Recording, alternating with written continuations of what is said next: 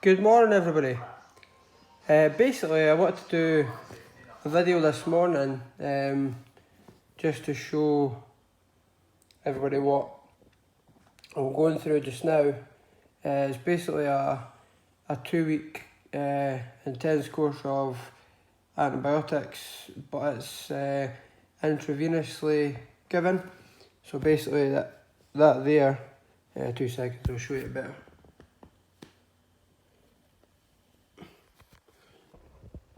That there, it's called a long line.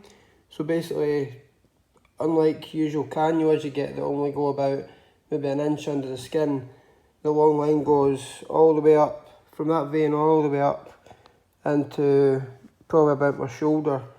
And it basically, the reason for that is because it gets straight into the bloodstream and straight into the wider arteries and wider veins quicker, basically get into my system quicker, so that's why that's given like that. This is basically all my drugs that I have to take 3 times a day just now, which is quite intense. It's sometimes only a couple of times a day, but this time it's 3, so it is what it is. This one here is tobramycin, and that one isn't diluted, so it's given as a pure drug. So basically, because it's so strong and pure, I have to get levels done for that. So sometimes it goes basically on your body weight. So like if I'm, say, 70 kilos, it's around about 6.5, 7 mil, I think. If you're about 60 kilos, it's about 4.5, 5 mil, you know. So it goes on your weight basically. This one is piperacillin or tazobactam, but you know, it's a couple of different names, but and that's 4 grams. It's basically, that gets mixed with 20 mils of injection water, and basically because it needs diluted, it comes in a powder form like that, as you can see, whereas the tobramycin, like I said, that's a liquid that just comes pure.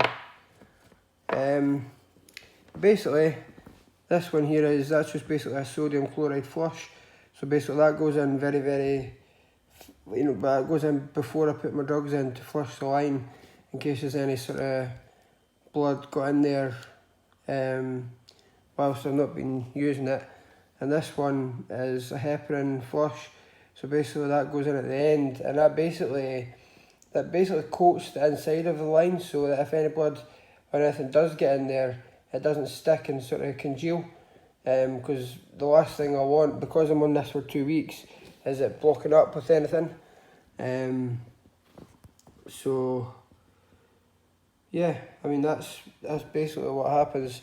And well, after the 2 weeks, what I usually do is I'll get a review and see if my chest is any better because of it.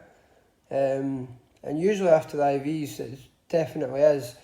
I mean, there's never any guarantee, because the antibiotics that you're given sometimes work for a few days, but then your body gets resistant to them almost, especially when you're on them as much as I am. So you're always just hoping at the end of the 2 weeks you feel better and your chest is better.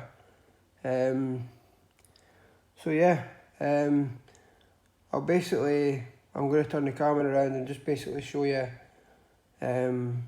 what I do to mix these up.